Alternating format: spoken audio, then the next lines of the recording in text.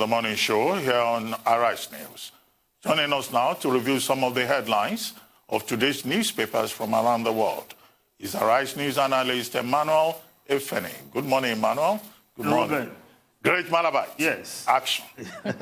Good morning, Adesua. Good morning. Good morning, Rufai. Morning. Yes, this day, the lead story of this day, Buhari urges caution as 2,210,534 voters decide Obaseki, Ize-Iyamu, others' fate.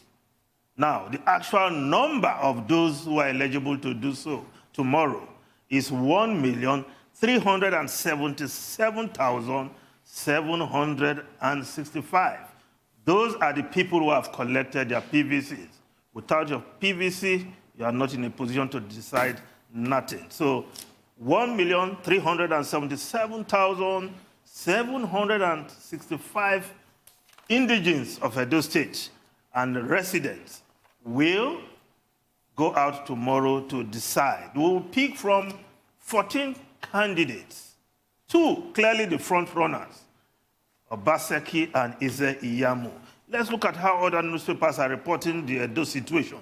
Vanguard newspaper, tension, security show of force as Edo poll holds tomorrow.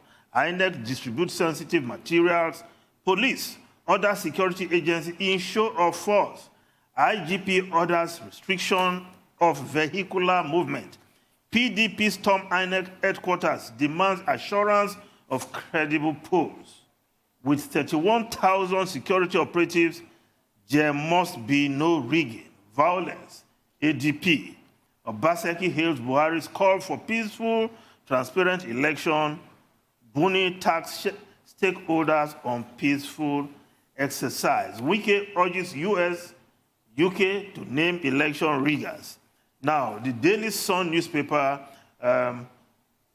police flood Edo ahead of tomorrow's global polls. Obaseki, Ize-Iyamu, others in final push. Now, the Punch newspaper has a different story as its lead. Federal government orders schools to conduct weekly COVID-19 tests at whose expense? Government to suspend passport of errant travelers for 6 months. Asking students for test fees, unnecessary burden on parents. That's presidential task force saying that. Of course, the Daily Trust newspaper has as its lead, as refineries gulp 276 billion naira in 4 years.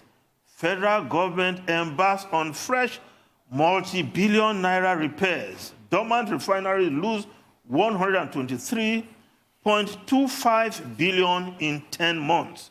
Importation, forex, others push up fuel price. Experts differ on repairing, selling refineries. The Guardian newspaper, economists canvass agent banking to save economy as more Nigerians source credit from unorthodox lenders. Now, the foreign newspapers, we just stay with in the UK, where COVID-19 is still the main issue. Look, the Times of UK, chaos and inefficiency in COVID-19 testing labs. System is struggling to cope, reveals scientists. And if we look at the independent newspaper, you know why there's confusion and chaos in the testing. Demand for tests is up to 4 times capacity, according to the Director of NHS Test and Trace. The capacity to carry out what they have now in NHS is to carry out 242,817 tests a day. Boris Johnson promised 500,000 a day by the end of the month, but this does not seem to be the case. It's not likely to happen unless something dramatic happens. But there seems to be a dramatic solution. Daily Express newspaper, yes, here at last. Virus test results in just 90 minutes. Highly accurate device will help clear testing backlog. That device is called COVID Notch, and it has produced almost perfect results when used by NHS staff and patients. The situation in the UK. Now, Ruben, if we just come back quickly, if we still have some time, President Buhari urging all stakeholders to ensure that there's peaceful election devoid of violence, stating that he is passionate about free and fair election. I thought the security agencies should be getting marching order to ensure that nothing goes amiss. Well, and that's precisely what the president tried to do when he said the security agencies, the electoral officials must maintain absolute neutrality in the conduct of the elections in Edo State. And I think that that's the perfect thing to say. He was also appealing to the politicians to ensure that the election in Edo State does not become a do-or-die affair. But we all know that, well, less than 24 hours to the election, Edo State seems to be enveloped by fear and panic and anxiety. Particularly, as I had pointed out earlier, all the security agencies yesterday chose to embark on what they call Operation Show of Force. They rolled out about 70 vehicles. There were helicopters overhead. They took over from Apapava to Airport Road. Apapava is where you have the Central Bank of Nigeria. Yes, Apapava. It's Apapava. Apapava. I lived in Benin, so I was there. So I know the territory fairly well. You did your youth service in Benin. You did not live in Benin. Well, I bet I was there. Yeah. So was I dead when I was doing my national youth service call there? Yes. So they took over the major streets up to Sakmumba, Plymouth Road, Airport Road, and all of that. And we were told that the people were afraid. I hope that this will not discourage people from coming out tomorrow. Because if you have 31,000 policemen on the streets of Benin or across the entire state, and you have the civil defense, you have Air Force, you have the military, the people will naturally think that this is war. But we hope that tomorrow, of course, there will be peace. Now, another interesting thing that I saw coming out of Edo State is that out of the 2.210 million voters, there will seem to be a larger concentration in Edo South.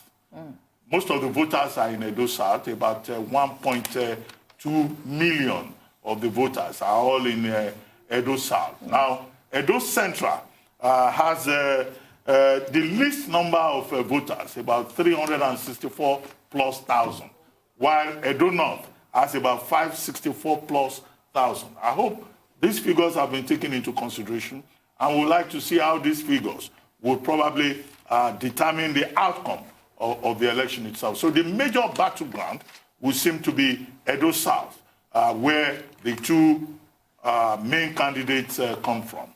So I hope that the security agencies will note this and calculate and work all of that into their preparations. Well, it's a matter of policing the number of polling booths, polling units.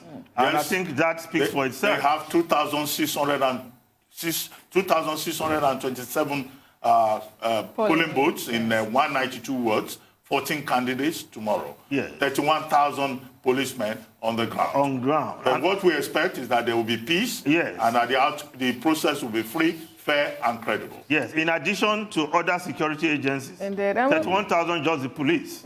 Yeah. We've been told that every polling booth will have 3 policemen. So that's something to watch out tomorrow to see, if the police are actually living up to these expectations. We don't want to hear talks overwhelming policemen. Or fake police. It's not something we want to hear tomorrow. You brought up a story about the refineries. Yes. Look, they should just sell those refineries. That is the argument. Should we sell them?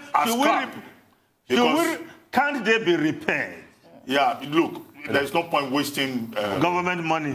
Millions of naira still worrying about those refineries. Government over the years has not shown any capacity, either at the level of turnaround maintenance or even the operations of those refineries.